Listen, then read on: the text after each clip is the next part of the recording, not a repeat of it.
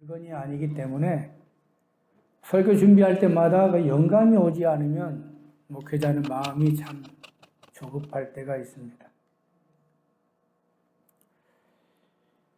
누가복음 전체 9장 말씀을 보면서 누가복음 전체를 보면 무려 11가지의 사건들이 나오는데 이것을 한 주씩만 하더라도 11주가 걸리는데 이걸 어떻게 좀 한마디로 함축할 수 없을까 하는 그런 고민에 빠지면서 기도 중에 1절 말씀에서 이렇게 말하는 것을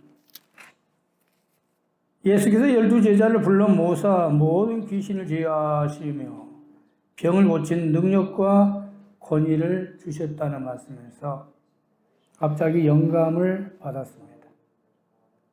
능력과 권위라는 것.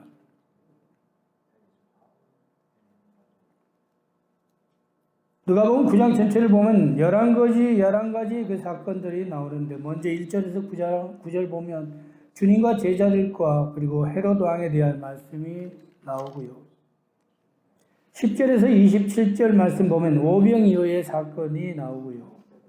그리고 28절에서 36절을 보면 죽은 모세와 엘리야가 등장하면서 주님이 변화산상에서 그들과 대화하는 말씀이 나오고 그리고 37절에서 50절 말씀 보면 귀신 들린 자와 그 부모가 제자들과 실랑이를 벌이는 내용이 나옵니다.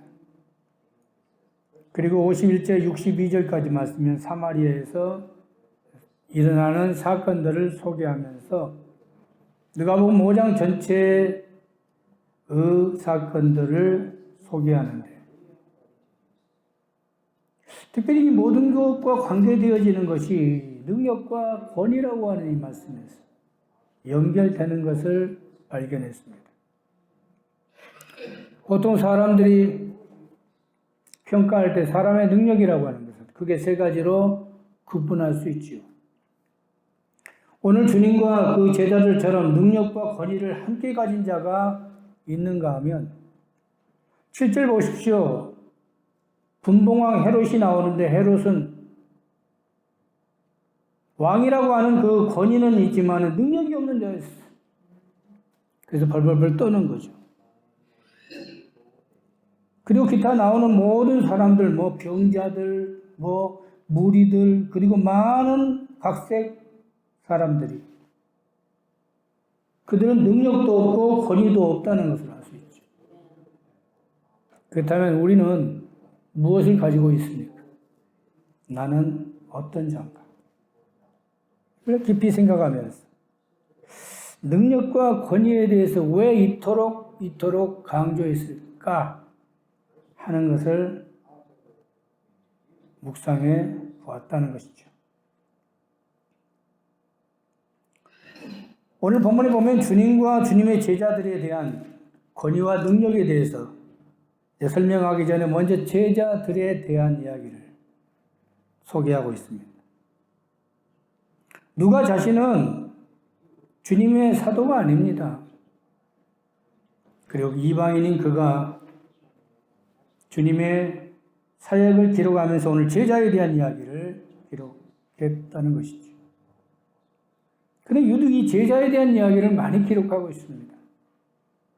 이미 앞장에 보시면 누가는 5장에서도 베드로를 포함해 다른 어부들과 세리를 소개한 적이 있고요. 그 6장에 보면 12사도의 전체를 다 소개하면서 그 이름 하나하나를 다 소개한 적이 있습니다. 그리고 오늘 보면 9장에 가서 12제자를 불러 모으시고 그들에게 귀신을 제어하며 병을 고치는 능력까지 주셨다고 강조했다면 오늘 저자가 말하고자 하는 게 뭘까? 저자가 이 말씀을 쓰면서 이 강조하고자 하는 바가 무엇일까 하는 것을 한번 생각하자는 것이죠. 능력과 권위는 아무나 갖는 게 아닙니다. 능력과 권위는 아무나 갖는 게 아닌데 오늘 이 능력과 권위를 제자들이 가졌다고 말씀하고 있지요. 제자들이 평상시 능력과 권위를 가진 자가 아니지요. 어떤 이는 어부로서 생활하다가 불려왔고요. 어떤 이는 세리로 있다가 불려왔고요. 어떤 이는 독립당에 있다가 불려온 자도 있습니다. 그런데 그런 그들에게 주님이 능력을 주셨고 그 능력 때문에 그들이 권위가 생겼다고 말씀하고 있죠. 그 다음 그 능력과 권위는 어디에서 올까요? 1절 말씀을 자세히 보십시오. 예수께서라고 하는 그 주체를 분명하게 설명하고 있습니다. 예수로 말미암아 오는 능력, 예수님 때문에 받는 그 권위가 얼마나 대단하다는 것을 말씀하고 있죠. 예수께서 병을 고치는 능력과 권위를 주셨다. 그래서 별 볼 일 없는 제자들이, 일반 사람들과 다름없었던 그들이 주님께서 주시는 능력을 받자 갑자기 능력을 발휘했고, 그리고 6절 말씀에 보시면 제자들이 나가서 각 마을에 두루두루 다니며 곳곳에 복음을 전하고 병들도 고쳤다는 것이죠. 이 얼마나 위대한 능력입니까? 그런데요. 40절 말씀 보세요. 다 같이 40절 말씀 봅시다. 그렇게 병을 쫓아내고 귀신을 쫓아냈던 이 제자들이 40절 말씀으로 가서는 전혀 nothing, 아무것도 하지 못했다는 것이죠. 당신의 제자들이 내쫓아주기를 구하였으나 그들이 아무것도 하지 못했다. 왜? 6절 말씀에는 가는 곳곳마다 각색 병들 잘 다 고치고 귀신을 쫓아냈던 그들이 갑자기 40절에서는 아무것도 하지 못했어. 주위 사람들로 말미암아 그리고 그 당사자인 자들에게 온갖 조롱을 당해야 했을까?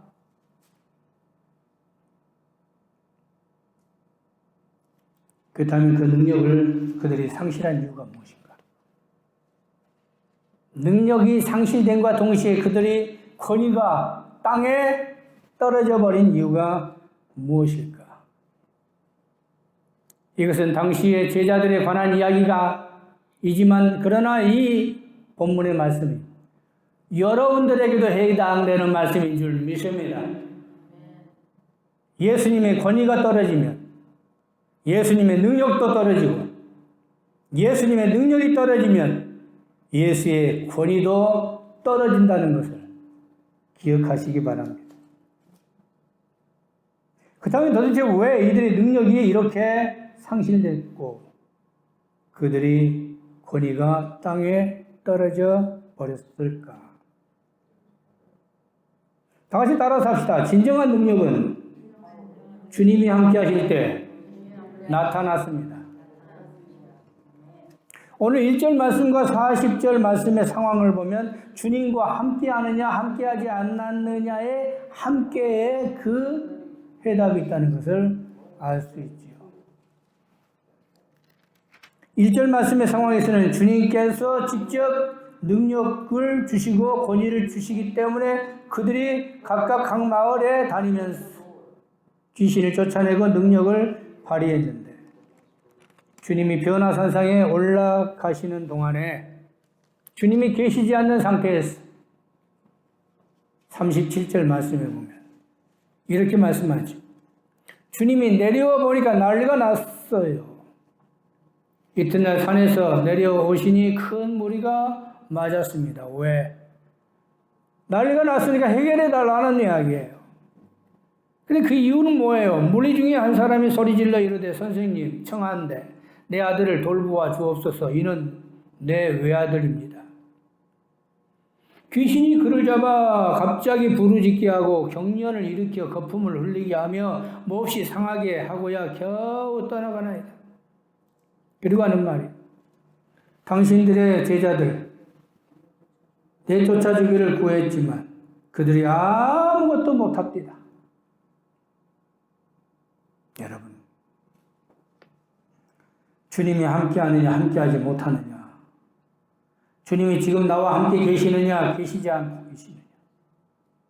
여러분 스스로 여러분 심령을 점검해보는 시간이 되시기를 바랍니다. 주님이 함께하지 않으면 아무것도 할 수 없어요. 내가 주님 안에 있을 때 능력이 발휘되고 주님 안에 있을 때 심령의 능력의 역사와 함께 내가 영적인 권위가 생기는 거지. 주님을 떠나서는 아무것도 할 수 없다는 것을 기억하셔야 합니다. 그렇기 때문에 오병이어의 사건 또한 같은 맥락에서 말씀하고 있습니다. 5,000명을 장정만 5,000명이니 아마 대략 2만 명가량의 많은 무리들을 주님이 먹이라고 말씀하고 있죠. 요한복음에서는 그렇게 말합니다. 이것을 어떻게 먹일 것이냐. 다시 말하면 그 방법론을 이야기하고 있지요. 주님이 질문하신 이유는 무엇일까요? 주님이 제자들에게 바라는 해답은 무엇이었을까요? 제자들 입에서 당연히 그렇게 질문을 받았다면 주님이 계시잖아요. 라고 말을 했어야 하는 것입니다. 주님이 계시면 오병이어의 역사도 일어날 줄 믿습니다. 주님이 하시면 오병이어의 역사도 능히 나타날 줄 믿습니다. 그런데 당시 제자들은 어떻게 답변했습니까? 주님을 곁에 두고도 해답을 발견하지 못하고 엉뚱한 소리나 하고 있었다는 것이죠.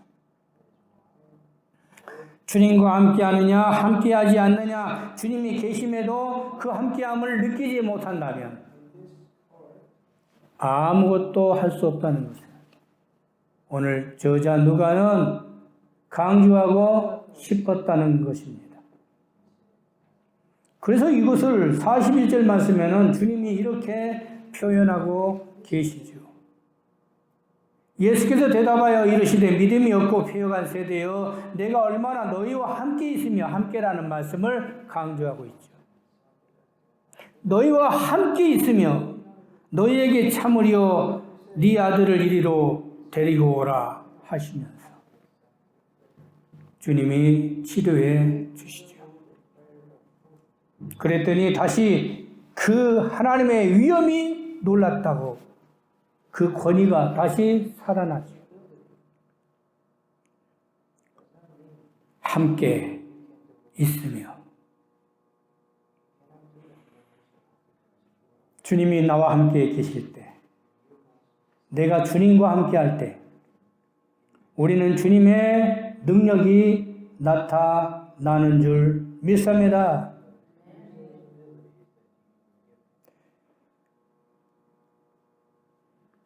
그래서 제자들이 물어요.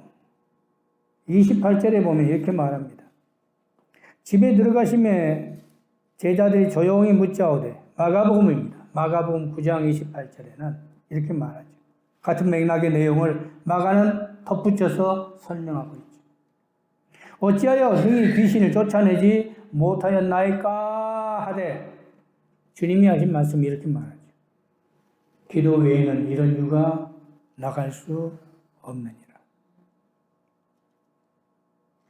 여러분, 기도는 누구한테 하는 것입니까?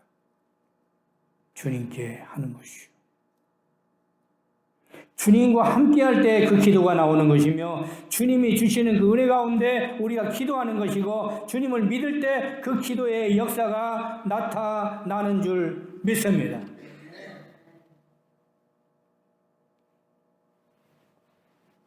주님과 함께하지 않으면 능력도 권위도 아무 소용이 없다는 것.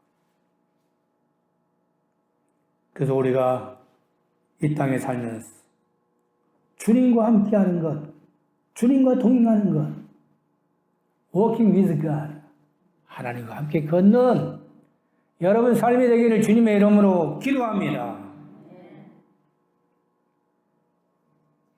그 다음 저는 이 말씀에서 깊이 생각해 봤어요. 왜 제자들이 갑자기 주님을 잠시 망각했을까?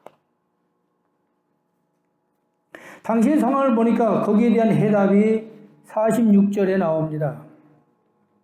46절에 보시면 당시의 제자들의 모습이 뭐하고 있었습니까?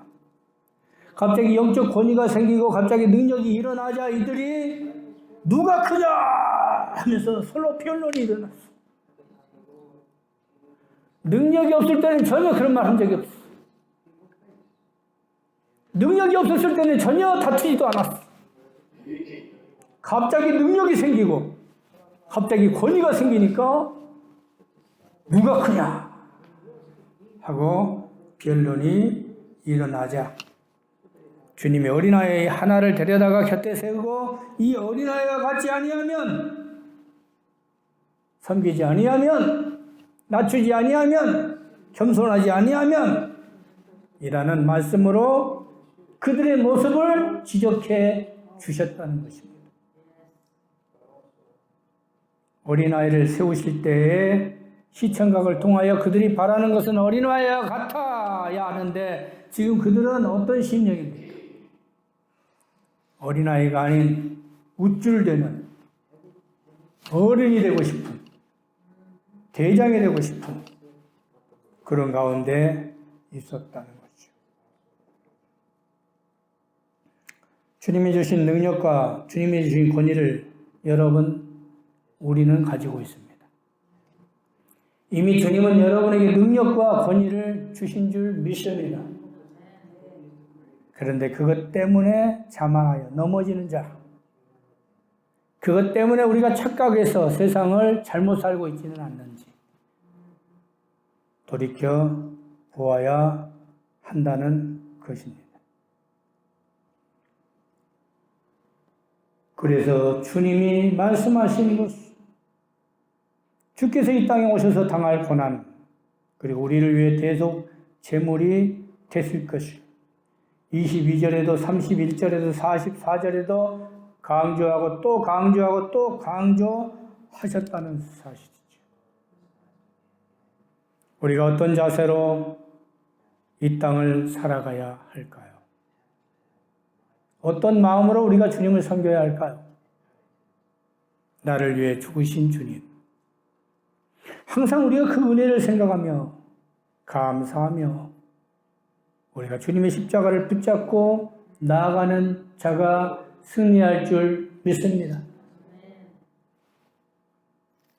22절 말씀을 다시 봅니다. 이르시되 인자가 많은 고난을 받고 장로들과 대제사장들과 서기관들에게 버림받아 죽임을 당하고 제3일에 살아나야 하리라. 31절 영광 중에 나타나서 장차 예수께서 예루살렘에서 별세하실 것을 말하세.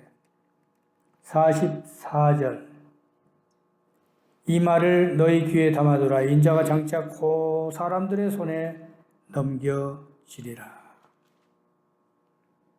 무려 9장 안에서만 3번을 같은 맥락으로 말씀하셨습니다. 우리가 세상에 살 때 주님을 만나면서 우리는 변화된 삶을 사는 거죠. 주님께서 주시는 그 능력을 우리가 받고 능력이 사람이 되고 그것으로 인해서 우리는 권위를 갖게 되는 것. 그런데 우리가 혹시 내가 만났던 주님, 그 주님과 함께하지 않고 오늘 내 멋대로 내가 자만 가운데 살고 있지는 않는지. 오늘 베드로는 이러한 속에서 그 자신이 고백이라고 할까요? 베드로 3장과 19장에 가면 능력과 권세에 대해서 누가는 똑같은 말씀을 이렇게 기록하고 있습니다. 오늘 제자들이 모든 걸 다 잃었습니다. 능력도 잃었습니다. 권위도 잃었습니다. 그래서 그들이 땅에 떨어졌고, 그랬던 그들이 사도행전 3장으로 가면 베드로가 거지에게 하는 말이 무슨 말을 합니까? 은과 금은 내게 없거니와. 내게 있는 것. 따라서 합시다. 내게 있는 것. 내게 있는 것이 뭐예요? 돈 한 푼 없어. 아무것도 없어. 그런데 딱 하나 내게 있는 것. 곧 나사렛 예수의 이름. 그거 하나를 주장하는 것. 곧 나사렛 예수의 이름으로 걸으라. 그러니까 안진뱅이가 탁 걷잖아요. 누가복음과 사도행전을 같은 저자가 썼죠. 누가복음 쓴 오늘 저자가 이 말씀을 쓰면서 사도행전에서 또 쓰고 있는데 그들의 변화의 모습을 예수 이름을 가진다 하는 것을 확신했다는 것을 말씀하고 있습니다. 그렇기 때문에 성도들이 해야 할 것은 뭘까요? 여행을 위해서 아무것도 가지지 말라는 말씀으로 제자들에게 주님이 심어주십니다. 3절 말씀에 보면 주님이 그들을 불러 능력과 권위를 주시면서 갑자기 3절에 너희가 아무것도 가지지 말라. 지팡이나 배낭이나 양식이나 돈이나 두벌옷을 가지지 말라. 아무것도 가지지 말라 할 때 아무것도라는 말씀은 뭐예요? 그걸 의지하지 말라는 거예요. 여러분이 돈 있으면 돈을 의지하고 양식 있으면 양식을 의지하고 배낭 속에 있는 것이 가득 채워졌으면 그걸 의지한다는 거예요. 돈 많으면 교회 나올 필요 없지. 나는 돈 많은 사람 교회 나온 적 본 적이 없어요. 왜? 간단해. 왜? 돈이 있으니까. 포도만하게 주세요. 달라고 그러겠어. 힘 있는 사람 교회 안 나옵니다. 여러분, 오늘 말씀에서 누구를 의지하라는 거예요? 왜 주님은 아무것도 가지지 말라고 그랬어요? 이거 필요 없다는 이야기가 아니에요. 아니, 세상에 살다 보면 연약하자가 지팡이도 필요하잖아요. 여러분, 배낭에 있는 것도 그 모든 것들이 다 여러분 삶에 필요한 거잖아요. 양식이 있어야 살잖아요. 돈이 있어야 살잖아요. 옷도 여러분 두 벌 옷이 있어야 하잖아요. 근데 이 말씀의 의미가 뭐예요? 주님을 의지하는 거예요. 혹시 이러한 것 때문에 주님을 등한시할 수 있으니 주님을 바라보라. 내게 있는 것, 그 어떤 것 없지만 곧 나사렛 예수 이름으로 걸어라. 아마 이 말씀이 오늘 이 말씀에서 주님이 주신 것을 베드로는 그대로 깨닫고 실천했기에 사도행전 말씀에서 이러한 선포를 하신 것은 아닐까. 그 다음에 이제 눈을 감고 조용히 한번 생각해 봅시다. 내가 주님께 받은 바 능력, 주님으로 말미암아 내가 권위가 생겼고 이 자리에 있는데 혹시 내 자신 변질되지는 않았나? 내가 주님을 믿는다고 하지만 주님을 내 마음 중심에 두지 아니하고 살고 있지는 않는지, 양식이나 돈이나 두버릇이나 배낭이나 지팡이를 의지하고 있지는 않는지. 오늘 누가 복음 9장 말씀 안에서 진정한 권위와 진정한 능력이 무엇인가 깊이 생각하며 다시 주님의 십자가를 부여잡고 주님의 이름을 부여잡고 여러분 승리의 삶을 살기를 주님의 이름으로 기도합니다. 기도합시다. 자비로우신 하나님 감사합니다. 영적 권위 그리고 영적인 능력, 이것은 우리가 이미 주님께 받은 것입니다. 그러나 이것 때문에 교만해졌어, 자만해졌어, 주님과 상관없는 일에 얽매여 살고 있지는 않는지, 그렇다면 한순간에 능력도 권위도 다 잃어버린다는 것. 다시 한번 생각하며 은과 금은 내게 없거니와 내게 있는 것 나사렛 예수의 이름이라고 하는 베드로의 말처럼 우리 자신 다시 한번 주님을 부여잡고 주님의 대속의 십자가를 믿고 오늘도 다짐하고 결단해 가는 권속들이 되게 하여 주시옵소서. 예수님 이름으로 기도드립니다. 아멘.